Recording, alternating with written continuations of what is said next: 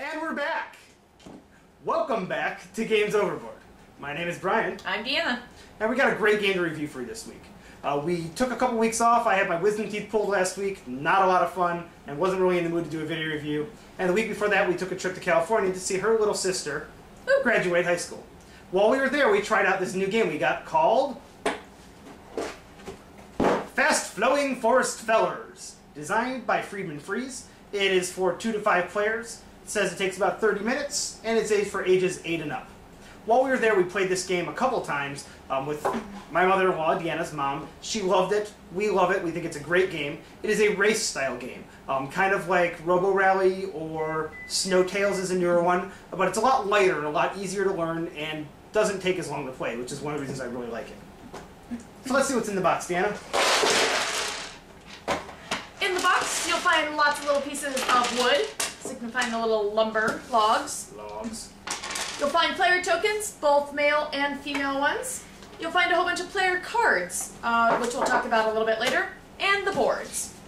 The game comes with 6 boards. Each one is double-sided, and you only need to use 2 of them in any one game, so there's unlimited possibility to how many different kinds of boards you can have.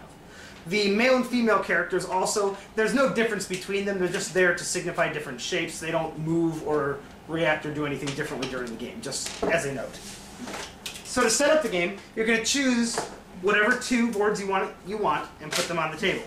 We're going to go with these 2. On the board, there are little symbols that have the logs on them. These are the starting places for all the logs you're going to use during the game. They will get moved around during the game. This just tells you where you're supposed to start them with. Each player then decides what team they're going to use. Also in the box are team cards. The team cards are going to show, when you're playing 4 or 5 players, what team people you're going to use, or when you're playing 2 or 3 players, which ones you're going to use. This is important to keep in front of you during the game so everybody knows who's on what team. Because when you're only playing with 2 or 3 people, like I get everybody on the blue team, but I also get the guy from the red team as well. So it's important to remember who's on what team so you don't start pushing other people's around that you didn't want to. Everybody's going to get the deck of cards that matches all the people on their team. On those cards, there is, at the top, a number 1 through 5, and then in between the 2 numbers is a picture of the silhouette of whatever piece it's going to move. So in this case, this would be the blue female character is the one that can move. And the number tells how many spaces they can move. 3 is the maximum, and they can move any number under that. So everybody takes their deck of cards, which has all of their team tokens, plus 1 extra wild card that has a beaver on it. This can be used to move any player on the board, and shuffles them up. Everybody then draws 3 cards. The number of cards in your hand is the same no matter how many people are playing the game. And that's the setup for the game. Easy to set up. Everybody's tokens start off the board. And everybody's first movement will be the first hex onto the board by the first rapids. Basically, the player turn sequence is you will play a card from your hand, move your person. I'm going to move my black guy 3, 2, 3, and draw a card from my own pile. Don't draw from the other team's pile. None of the symbols will match, Oh, and you probably won't get to move very much. Oh, that's why I've been losing. It's true. The game goes like this as follows. You just go back and forth, you play a card, you move the person associated with it, 1, 2, 3, and then you draw a new card. And it goes back and forth, and that's the whole game. But there's some things that make it a little bit funny and wonky. One of them is called shoving. Like you just saw Brian do, if you have yourself and another item, it could be another player or another log in front of you, you can move that person or those things in front of you up to a space. You can only move if there's 2 things in front of you. If there's a third, you cannot move. You are blocked. So you can move people around the board, move things into other people's ways. It can also help you get along further on the board or put them or shove them into the currents. You are allowed to move forwards, backwards, sideways, any direction you want to on the board. You can go back up the river if you want to. You can do anything like that. There are rocks on the sides, all along the edges, and then islands of rocks in the middle. Those are impassable areas, so if you push anything into it or you run into it, obviously you can't go into it. You can't shove logs on top of the rocks or onto shore and things of that nature as well. When you're shoving, you also have to go in a straight line through the hexagon. Whatever direction you're moving, that's the direction everything else moves. You can't make the push curve or go at different angles. It's a straight line for all of your movements. The other thing that we have on the board is currents. As in most rivers, there are river currents that are going on. Now, the currents don't actually mean anything while you're moving your person. But after any one person's move is resolved and they take their hand off the token, just like chess we kind of played, if you take your hand off, you're done, then the currents stay in effect. Any person on any of the arrowed spots will then move down as many spots as it happens until until it's no longer on an arrow spot. This is a little different than Robo Rally. It doesn't work as like you only move one spot per turn for the conveyor belt. No, the river pushes you as far back as it can until you're no longer on an arrow spot. You can get pushed back. Some of these boards are pretty diabolical and shoot you back the entire length of the board. You're essentially starting over in that section. But know that if you're getting pushed in there, everybody else probably is too, and that's what makes it kind of fun.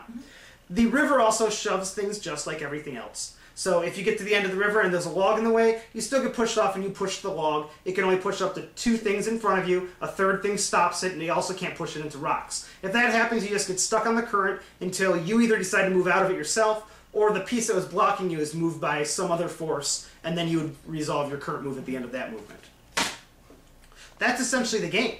You're trying to get all of your people, first person get all of their lumberjacks from one end of the racetrack to the other, wins the game, and gets off the board. There are sections in between any two areas that are called rapids.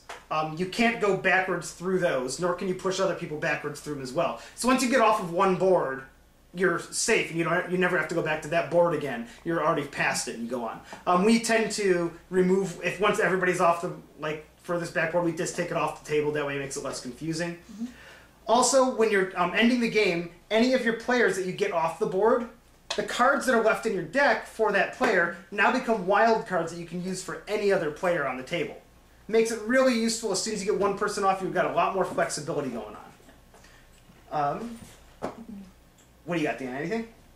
I love this game. I like more theme games, so it's my favorite. I love playing with my mom. It's really easy for everyone to learn and just to kind of have fun with. It's a good game also. There's a lot of group cajoling and kind of picking at each other because you're like, no, you don't want to move there. That log's in my way. And you kind of try to convince people to not be mean to you and be mean to someone else instead. When you're drawing the cards, you'll find sometimes one person will get all their 4s and 5s in their first hand, or at one point, and you think they're shooting out way ahead, but everybody's got the same distribution of numbers in their deck. So don't worry about it. If you shoot out really fast at the beginning, you're only going to get 1s and 2s later on, and everybody else is going to come behind you.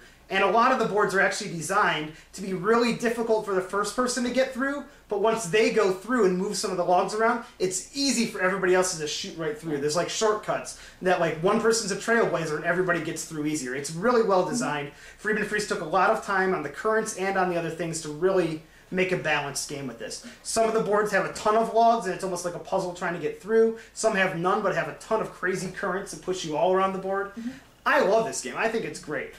I like Robo Rally, but I get really frustrated with it sometimes. A lot of players sometimes will get stuck in a corner and not be able to do anything. You're always doing something. There's not a lot of downtime in between your turns, and you really don't have to overthink too much. If you make a bad play, oh well.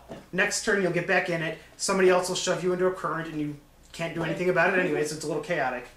I love it. I think it's amazing. I definitely pick it up if you like themed games. You can definitely play with the family. I mean, 8 and up is actually a really good age for this. A lot of times games say 10 and up, and I would never play it with a 10-year-old. This is great. We usually play with more than 2 boards at a time. We'll put 4 or 5 or all 6 in a row because we just think it's fun. Each board you add onto there, plan on another about 15 to 20 minutes of time, depending on how many people you're playing with. But you can do a big, long, gigantic board, and it's just as fun. That's about it. Thanks for watching our video. Big thank you to Jay from Rio Grande Games for sending in this amazing game for us to try out. We love it. We're sure we're going to be playing it for a long time. Definitely highly recommend everybody going out and getting it.